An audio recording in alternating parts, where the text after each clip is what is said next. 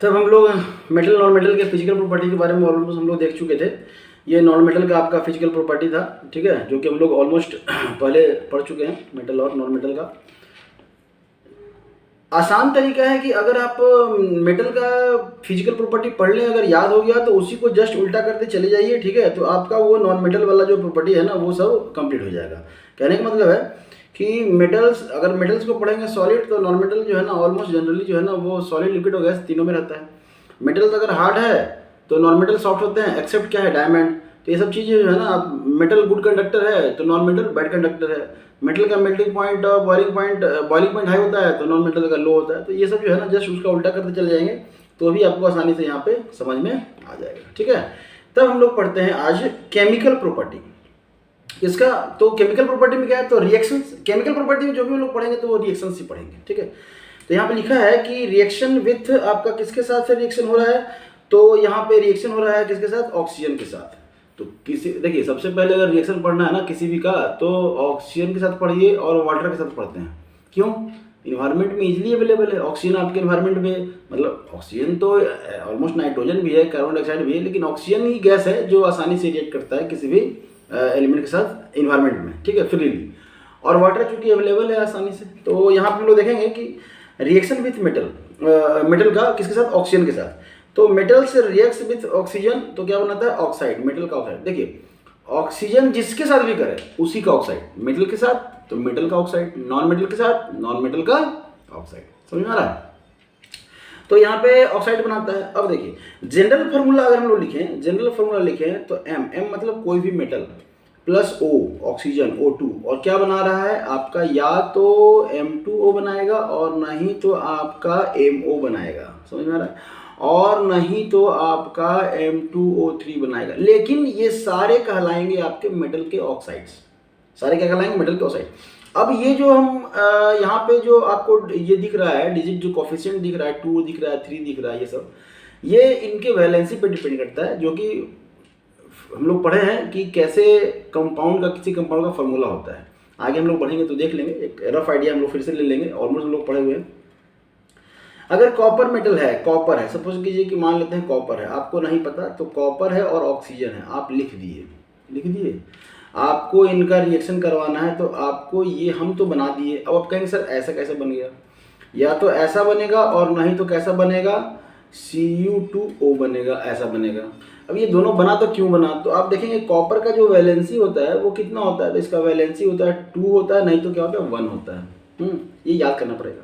और ऑक्सीजन का वैलेंसी क्या होता है, 2 होता है।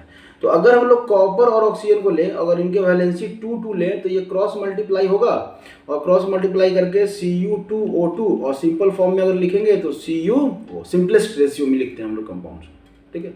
और अगर इसी का हम लोग वैलेंसी, अगर हम लोग क्या ले लें, कॉपर का जो हम लोग है वैलेंसी अगर 1 लेके चले तो यहाँ पे 1 और ऑक्सीजन का 2 क्रॉस मल्टीप्लाई, और ये क्या बन जाएगा, Cu2O। समझ में आ रहा है। तो वैलेंसी आपको जानना होगा तभी आप ये कर पाएंगे। ऑलमोस्ट यहाँ पे हम लोग पढ़ रहे हैं क्या कि, तो कॉपर आपको रिएक्शन किया किसके साथ, ऑक्सीजन के साथ, क्या बनाया, CO। बाद में इसको बैलेंस कर लीजिए। बैलेंसिंग भी आपको आसान है कि यहाँ पे अगर हम लोग देखें कि यहाँ पे अगर हमारा कंपाउंड बन गया है, सपोज मान लेते हैं यहाँ पे हमारा कंपाउंड बन गया और इसी को बैलेंस करना है, तो यहाँ पे कितना कॉपर है, 1। यहाँ पे कितने कॉपर है, 1। तो लग रहा है कि ठीक है बैलेंस है, ठीक है बैलेंस है। यहाँ पे कितने ऑक्सीजन है, 2 ऑक्सीजन। यहाँ पे कितने, 1 ऑक्सीजन, तो यहाँ पे 2 से मल्टीप्लाई कर दीजिए। अब यहाँ पे क्या हो गया, यहाँ भी 2 हो गया ऑक्सीजन और यहाँ भी 2 हो गया। जब यहाँ पे ऑक्सीजन 2 हो गया तो कॉपर कितने हो गए, 2, फिर यहाँ से मल्टीप्लाई, वही आपको लिखा हुआ है, ठीक है। तो जैसे जैसे हम लोग आगे बढ़ेंगे बैलेंसिंग में समझते जाएंगे।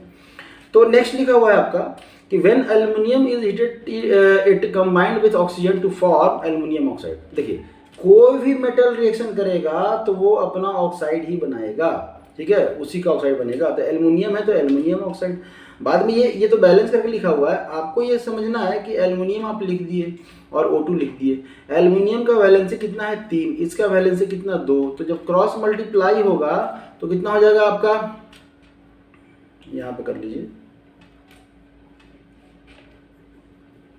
अगर हम लोग बात करें एल्युमिनियम की, एल्युमिनियम और आपका क्या है, ऑक्सीजन, ठीक है। यहाँ पे वैलेंसी 3, यहाँ वैलेंसी 2। कैसे पता कि 3, क्योंकि इसके ऊपर +3 चार्ज होता है, तो ऐसा ही पता है। इसके ऊपर -2 चार्ज होता है, तो प्लस माइनस से आपको मतलब नहीं, आपको मतलब है कि चार्ज कितना, मैग्नीट्यूड कितना है, ठीक है।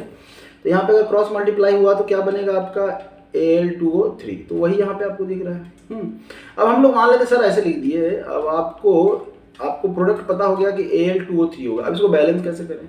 एल्युमिनियम 1 है, यहाँ पे कितना है 2 है, तो यहाँ क्या करेंगे 2 से मल्टीप्लाई कर दीजिए। तो लीजिए यहाँ पे 2 से मल्टीप्लाई कर दिए। अब जब यहाँ 2 से मल्टीप्लाई कर दिए तो आपका एल्युमिनियम तो बैलेंस हो गया। ऑक्सीजन की बात करें तो यहाँ पे 2 और यहाँ पे कितना है 3 है, यहाँ पे 2 है और यहाँ पे कितना है 3 है। तब कैसे करेंगे? तो यहाँ पे आपको करना होगा कि 2 और 3 का एलसीएम लेंगे। तो 2 और 3 का जब एलसीएम लेंगे तो कितना आएगा 6 आएगा। मतलब इसको यहाँ पे 2 से मल्टीप्लाई कर दीजिए, ठीक है। अब यहाँ 2 से मल्टीप्लाई किए तो एल्युमिनियम कितना हो गया 4 हो गया। एल्युमिनियम कितना हो गया 4, तो यहाँ पे जो है एल्युमिनियम जो है यहाँ पे कितना हो जाएगा आपको 4 हो जाएगा। कितना हो जाएगा 4, और तब ऑक्सीजन कितना हो जाएगा यहाँ पे 3। यही आपको बैलेंस करके यहाँ पे लिखा हुआ है। तो ये प्रैक्टिस करने से जो है ना बैलेंसिंग, ये प्रैक्टिस करेंगे तो आसानी से आ जाएगा, ठीक है। अभी ये नहीं कि आप जूनियर विंग में है आपको प्रॉब्लम हो रहा है नहीं बैलेंसिंग है, ये सीनियर का भी कहानी यही है। सीनियर भी बैलेंस नहीं कर पाते, क्यों? क्योंकि उनको बैलेंस ही नहीं याद रहता है, ठीक है। तो बैलेंसी अगर याद है तो आप सीनियर से आगे हैं, ठीक है। ये डायरेक्ट 11th के बच्चे अगर कोई आपके अगल बगल में है उनको बुलाइए और उनसे पूछिए, वो भी बैलेंस नहीं कर पाएंगे। अगर उनको बैलेंसी नहीं याद है तो ये नहीं करेंगे याद नहीं कर पाएंगे, अगर बैलेंसी याद है तो कर पाएंगे, नहीं तो वो भी बैलेंस नहीं कर पाएंगे ना कंपाउंड बना पाएंगे, ठीक है। रिएक्शन विथ एसिड, एसिड के साथ रिएक्शन हमको करना है।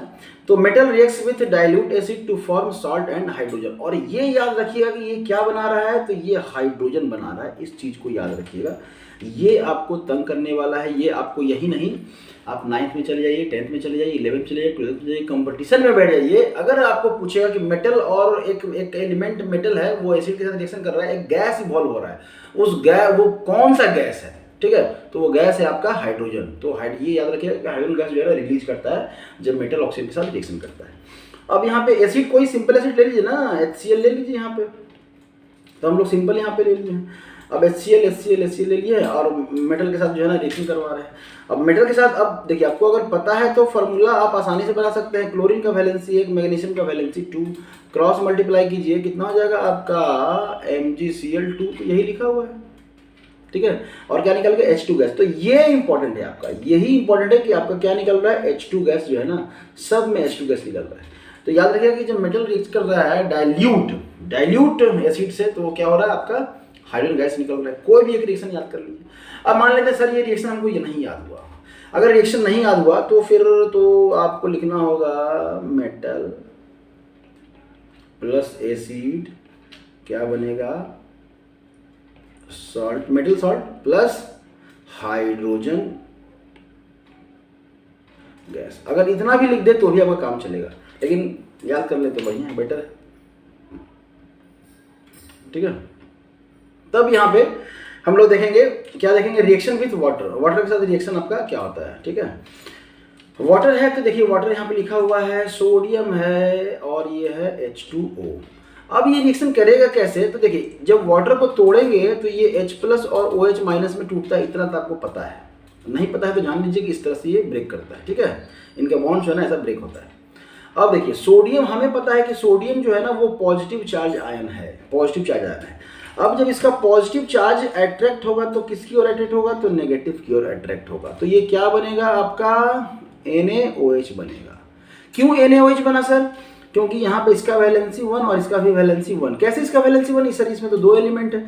तो अगर मिक्स आयन रहे या कॉम्प्लेक्स आयन रहे तो जितना उसके ऊपर चार्ज होता है वही उसका वैलेंसी होता है। इसके ऊपर चार्ज कितना है, इसके ऊपर चार्ज है आपका माइनस मतलब -1, तो इसका वैलेंसी भी कितना हो गया 1। समझ में आया। तो यही आपको यहाँ पे लिखा हुआ है NaOH। और निकल क्या रहा है, ये इंपॉर्टेंट है, फिर से इंपॉर्टेंट यही है कि क्या निकलता है, हाइड्रोजन। समझ में आ रहा है, क्यों, यहाँ बच गया ना हाइड्रोजन। अब इसके साथ तो कोई रिएक्शन करने वाला है नहीं, तो ये अब सर तो एक ही बचा ना, 2 कैसे निकल गया।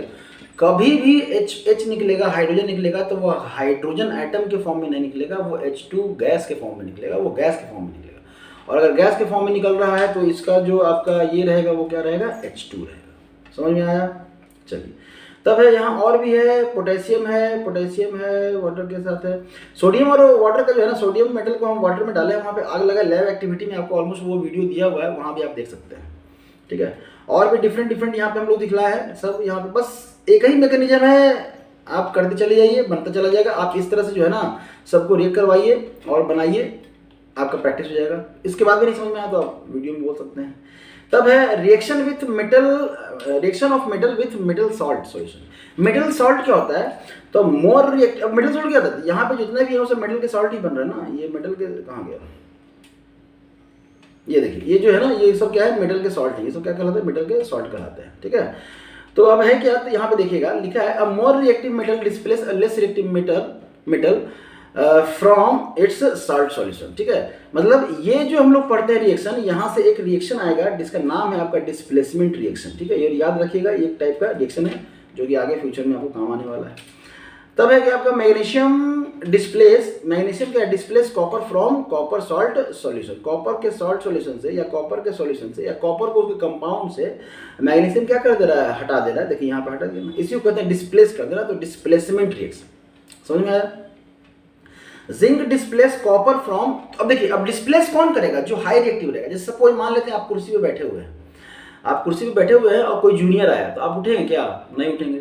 लेकिन अगर कोई सीनियर आ गया, कोई गार्जियन आ गया, तो आप बिना कहे उठ जाएंगे। कहने का मतलब कि रिस्पेक्ट देना है, जो डेली लाइफ में जो हम लोग रिस्पेक्ट देते हैं ना, वही आपको वहाँ भी ये नेचर ने जो हमको सिखाया है, ये नेचर का सिखाया हुआ है कि अगर हाईली रिएक्टिव मेटल्स आ रहा है तो वो लो रिएक्टिव मेटल्स को डिस्प्लेस कर देगा। तो ये नेचर का सिखाया हुआ है, जो कि हम लोग फॉलो तो नहीं करते हैं। आजकल के बच्चे जो है ना बैठे रहते हैं कुर्सी पे, हाँ कोई आया कोई गया। हम लोग के समय में जो है ना, अगर बैठे रहना तो दूर है, अगर उठने के बाद हटने के बाद कुर्सी ले जाके नहीं दिए तो बस, ठीक है, हो गया कुचैया। चलिए, तो अभी अब क्या है, यहाँ पे जिंक जो है ना कॉपर को डिस्प्लेस कर दिया। इसी को 10th क्लास में पढ़ेंगे डिस्प्लेसमेंट रिएक्शन के रूप में, और वहाँ फिर से आप भूल जाएंगे। यहाँ याद कर लीजिए, आपको फ्यूचर में याद करने की जरूरत नहीं पड़ेगा। आयरन भी जो है ना, आप देखिए आयरन भी जो है वो क्या कर दे रहा है, डिस्प्लेस कर दे रहा है आपको, किसको, कॉपर को उसके सॉल्ट सॉल्यूशन से, ठीक है। तो कॉपर देखिए, कॉपर हो गया, गोल्ड हो गए, Ag, Au सिल्वर, ठीक है। ये तीन जो हो गए वो हाइड्रोजन से नीचे आते हैं। हाइड्रोजन से क्या होता है, नीचे होता है। ये लो रिएक्टिव मेटल्स है, ये क्या है आपके लो रिएक्टिव मेटल्स है। और लो रिएक्टिव मेटल्स को कोई भी हाई रिएक्टिव मेटल्स जो है ना डिस्प्लेस कर सकता है। तो इसका कहने का मतलब है कि मैग्नीशियम भी आपका ज़्यादा हाई रिएक्टिव है, जिंक भी हाई रिएक्टिव है, आयरन भी हाई रिएक्टिव है, सोडियम पोटेशियम तो खैर आप जानते ही हैं कि वो हाईली रिएक्टिव है, इसलिए इसको केरोसिन ऑयल में हम लोग डुबा के है ना ऐसा करके रखते हैं, ठीक है। तब देखिए how do metal react with non metal. अब मेटल नॉन मेटल की बात हो रही है, तो मेटल और नॉन मेटल आपस में कैसे रिएक्शन कर रहे हैं। तो मेटल क्या है, तो they lose electron and form positive ion. जैसे जितने भी मेटल हैं, चाहे आप सोडियम की बात करें, सोडियम का अगर हम लोग इलेक्ट्रॉनिक एटॉमिक नंबर देखें तो कितना होता है 11। मतलब अगर इसका इलेक्ट्रॉनिक कन्फिग्रेशन देखें तो 2 8 और 1, 2 8 और 10 और 1 11, 11 हो गए। अब ये एक इलेक्ट्रॉन क्या कर दिया, लूज कर दिया, तो इसका जो इलेक्ट्रॉनिक कन्फिग्रेशन हो गया वो कितना हो गया 2 और 8। अब देखिए आउटर मोस्ट में 8 इलेक्ट्रॉन आ गए, तो इसका ऑक्टेट पूरा हो गया। क्या हो गया, ऑक्टेट पूरा हो गया। आगे डिटेल में पढ़िएगा, यहाँ पे हम डिटेल में बता दिए हैं। देखिए नहीं भी समझ में आ रहा तो कोई दिक्कत नहीं है, इसको डिटेल में हम लोग वीडियो बना चुके हैं, और भी आगे भी पढ़ना है, यहाँ बस समझ लीजिए। तब क्या है कि ये एक इलेक्ट्रॉन क्या किया, लूज किया। और जब एक इलेक्ट्रॉन लूज किया तो इसके ऊपर क्या चार्ज आ गया, पॉजिटिव चार्ज आएगा। सोडियम के ऊपर कैसा चार्ज आएगा, पॉजिटिव चार्ज आएगा, ठीक है, एक इलेक्ट्रॉन लूज करने के बाद। अब हो गया। यहाँ पे अगर हम लोग देखें नॉन मेटल की बात करें तो क्लोरीन की ले लेते हैं। तो क्लोरीन क्या है, क्लोरीन जो है ना आपका एक इलेक्ट्रॉन क्या करेगा, गेन करेगा। क्यों, इसका जो इलेक्ट्रॉनिक एटॉमिक नंबर होता है 17 और इलेक्ट्रॉनिक कन्फिग्रेशन 287। अब इसको एक इलेक्ट्रॉन मिल जाएगा तो ये 8 ऑक्टेट पूरा हो जाएगा। तो यहाँ पे क्या है 2 8 और 8 हो जाएगा। तो यहाँ पे एक माइनस चार्ज, इलेक्ट्रॉन गेन करेंगे तो नेगेटिव चार्ज आएगा, इलेक्ट्रॉन लूज करेंगे तो पॉजिटिव चार्ज आएगा। समझ में आ रहा है, ठीक है। तब है कि मेटल का टेंडेंसी क्या है, इलेक्ट्रॉन लूज करना, और इलेक्ट्रॉन लूज करके क्या बना रहा है आपका पॉजिटिव। नॉन मेटल का क्या टेंडेंसी है, इलेक्ट्रॉन गेन करके क्या बना रहा है, नेगेटिव आयन।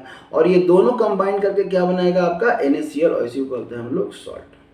तो मेटल और नॉन मेटल जब रिएक्ट करेंगे तो क्या बनाएंगे, सॉल्ट का फॉर्मेशन करेंगे। अब इसी को हम लोग थोड़ा सा डिटेल में बता दिए, आगे में पढ़ना है। The lose electron and become positive ion, so they are called electropositive element। जिस पे पॉजिटिव चार्ज है उसको इलेक्ट्रोपॉजिटिव एलिमेंट कहते हैं, जिस पे नेगेटिव चार्ज है उसको इलेक्ट्रोनेगेटिव एलिमेंट्स कहते हैं। समझ में आया। द एटॉमिक नंबर वही जो यहाँ पे किए हैं 11 है, इसका इलेक्ट्रॉनिक कन्फिग्रेशन 281 है, एक वैलेंसी हो गया। क्योंकि ये एक इलेक्ट्रॉन क्या कर दिया, लूज कर दिया, एक इलेक्ट्रॉन क्या कर दिया, लूज कर दिया। वैलेंसी कहते हैं किस पे, तो number of electron lose or gain to get their stable configuration. मतलब जितना नंबर ऑफ इलेक्ट्रॉन लूज करके या गेन करके वो स्टेबल हो जाए वही उसका वैलेंसी कहते हैं, ठीक है, उस एलिमेंट्स का वैलेंसी कहते हैं। आप लोग पढ़ते होंगे the combining capacity of element is called valency, combining capacity. तो भाई कंबाइनिंग कैपेसिटी मतलब कंबाइन करने का कैपेसिटी, तो कंबाइन करने का कैपेसिटी या तो लूज करके नहीं तो गेन करके, समझ में आया। तो यहाँ तक जो है ना आपको ये आसानी से हम लोग है ना यहाँ पे देख लेंगे। तब है कि नॉन मेटल का जो रिएक्शन है ऑक्सीजन के साथ, तो सॉल्ट ऑक्साइड बना रहा है मेटल के साथ, तो यहाँ पे क्या बनाएगा, ऑक्साइड बनाएगा, जिसका कि ऑलमोस्ट आपको यहाँ पे दिया हुआ है carbon dioxide, sulphur dioxide, fluorine oxide, chlorine oxide, chlorine का भी ऑक्साइड होता है, बहुत सारा फास्फोरस का भी ऑक्साइड होगा, तो ऑलमोस्ट आपको यहाँ पे दिया हुआ है।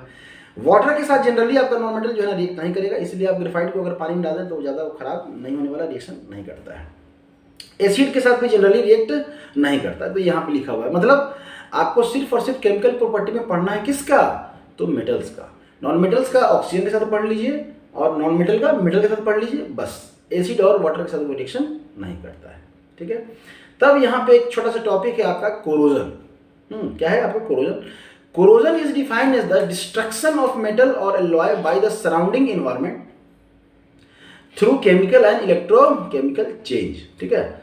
एग्जाम्पल के लिए रस्टिंग कर सकते हैं, जंग लगना। जंग लगना एक टाइप है कोरोजन का, ठीक है। रस्टिंग जो है देखिए एग्जाम्पल है, क्या है, rusting of iron is example of corrosion. मतलब ये क्या कहते हैं, one of the type of corrosion, एक कोरोजन का टाइप है। ये कोरोजन नहीं है, मतलब कोरोजन के टाइप बहुत सारे टाइप होते हैं। एसिड के कारण आपका मेटल सरफेस का खराब हो जाना, अब चाहे एसिड के कारण खराब हो, चाहे इन्वायरमेंट में हम खुला छोड़ दें उसके कारण खराब हो, तो ये क्या कहला रहा है, वो कोरोजन कहला रहा है, ठीक है। तो यहाँ पे आप लिखेंगे डिस्ट्रक्शन ऑफ आपका मेटल, ठीक है। और एलॉय है, एलॉय जनरली होता नहीं है, लेकिन चलिए कोई एलॉय अगर वो कर रहा है, स्पॉयल हो रहा है, तो अब एलॉय तो रस्ट, एलॉय में तो रस्ट नहीं लगेगा ना, वो जो कड़ा वगैरह जो पहनते हैं आप लोग हाथ में, तो उसमें तो रस्ट लगेगा नहीं। तो एसिड का एक्शन होकर वो खराब हो सकता है। मतलब आपका जो सरफेस है अगर वो स्पॉयल कर गया, खराब हो गया, डिस्ट्रक्शन हो गया या डिफॉर्मेशन हो गया आपके सरफेस का, उसी को हम लोग क्या करते हैं, कोरोजन कहते हैं, ठीक है। मेटल के केस में हम लोग कोरोजन कहते हैं। फूड पार्टिकल के केस में या फूड मटेरियल के केस, पार्टिकल नहीं, फूड मटेरियल के केस में रेंसिडिटी कहते हैं। क्लास 10th में पढ़ना है, ठीक है। तो यहाँ पे जान लीजिए, काफ़ी है। एग्जाम्पल आपका क्या है, रस्ट का जो केमिकल फॉर्मूला होता है वो यही होता है। मतलब ये Fe2O3 और इंटू ये XH2O। अब इसी को, ये जनरल फॉर्मूला है, तो आप इसी को ऐसे लिख सकते हैं Fe2O3 इंटू, कहीं दिखा होगा आपको, ऐसे दिखा होगा कहीं Fe2O3 और आपको वो दिख जाएगा 3H2O, कहीं आपको दिख जाएगा Fe2O3H2H2O, तो ये आपको दिखेगा। मतलब यहाँ X मतलब एक जनरल फार्मूला जहाँ पे आपको ये जो है ना, तो ये वाटर नहीं है, वाटर का क्रिस्टल है ये कंपाउंड में वाटर का। ये मत समझिए कि आयरन में जंग लग रहा है मतलब आयरन पानी में डिजोल्व कर जा रहा है, पानी में डिजोल्व नहीं कर रहा है। ये जो वाटर है ये क्रिस्टल के फॉर्म में उसके लैटिस में प्रेजेंट है, समझ में आ रहा है। The formation of green layer of copper surface, copper का भी जो, अगर कॉपर रखा हो घर में, अगर तांबा होगा कॉपर ऊपर रखा हुआ हो, तो देखिएगा उस पर ग्रीन सरफेस है ना, कुछ दिन बाद ना डल हो जाता है, कलर उसका डल हो जाता है, तो वो भी रस्टिंग कोरोजन के कारण ही होता है, समझ में आ रहा है। तो ये रहा आपका केमिकल प्रॉपर्टी किसका, मेटल नॉन मेटल का। प्रिवेंशन कैसे करते हैं कोरोजन से, तो यहाँ पे दिया हुआ है, आप लोग ऑलमोस्ट जानते भी हैं। अप्लाई कर लीजिए, ऑयल, ग्रीस, पेंट अप्लाई कर लीजिए। गैल्वेनाइजेशन डिटेल में हम लोग पढ़ेंगे, यहाँ पे बस खाली आप जान लीजिए। टिनिंग, कोटिंग ऑफ टीन, ठीक है। आप इलेक्ट्रोप्लेटिंग सबसे महंगा आपका प्रोसेस है, ठीक है। ग्रीस और पेंट का जानते हैं। गैल्वेनाइजेशन में क्या है, कोटिंग करते हैं जिंक का। जितना भी आपको व्हीकल वगैरह जो है ना उसमें आयरन का ही मटेरियल लगा होता है, आयरन का मेन कंपोनेंट आयरन नहीं होता, लेकिन उसमें जंग नहीं लगता, जितने पानी बरसात में बाहर रख देते हैं। तो क्या होता है उसमें कोटिंग, क्या होता है, जिंक का। इसी प्रोसेस को कहते हैं गैल्वेनाइजेशन। क्या कहते हैं, गैल्वेनाइजेशन। और टिनिंग क्या है आपका, तो कोटिंग, टीन का कोटिंग। टीन मतलब ये टीना, वो कंटेनर, टीना नहीं समझ लीजिएगा, ठीक है, ये एलिमेंट्स है टीन, ठीक है, टीना, ठीक है। इलेक्ट्रोप्लेटिंग आपका वो इलेक्ट्रोलिसिस वाला प्रोसेस है, जो कि आप लोग अभी आगे जाएंगे तो पढ़ेंगे, क्लास 9 में भी पढ़ना है, यहाँ भी आपको बस खाली जान लेना है, ठीक है। ऐसे करके एक होता है कैथोड और एक होता है आपका एनोड। इलेक्ट्रोलिसिस प्रोसेस को कहता है इलेक्ट्रोलिसिस, उसी में आपका आता है इलेक्ट्रोप्लेटिंग। तो ये एग्जांपल है, सबसे महंगा प्रोसेस है इसलिए जल्दी यूज नहीं करते हैं, महंगा सामान के लिए यूज करते हैं। उसके बाद है गैल्वेनाइजेशन महंगे में, तब आपका टिनिंग। और आसान जो है ना आपका पेंट और ग्रीसिंग, तो आसानी से देखते होंगे आप, जितना भी लोहा वगैरह ग्रिल घर में लगाते हैं ना, तो उसमें आप पेंट करते हैं। क्या करते हैं, पेंट करते हैं, ठीक है। थोड़ा सा चीप है और बेस्ट है। लेकिन है यही है कि 2-3 साल में, हर 2-3 साल में करना पड़ेगा। गैल्वेनाइजेशन और इलेक्ट्रोप्लेटिंग कर देंगे तो आपको जिंदगी भर के लिए ऑलमोस्ट मतलब 40-50 साल के लिए तो निश्चित हो जाएंगे। लेकिन कॉस्टली है, इसलिए लोग करते नहीं है। लोहा टीना जो है ना वो पेंट वगैरह से ही काम चलाते हैं। ठीक है, तो ये रहा आपका यहाँ पे प्रोसेस। नेक्स्ट वीडियो में मिलेंगे डिटेल में और भी नेक्स्ट चैप्टर के साथ।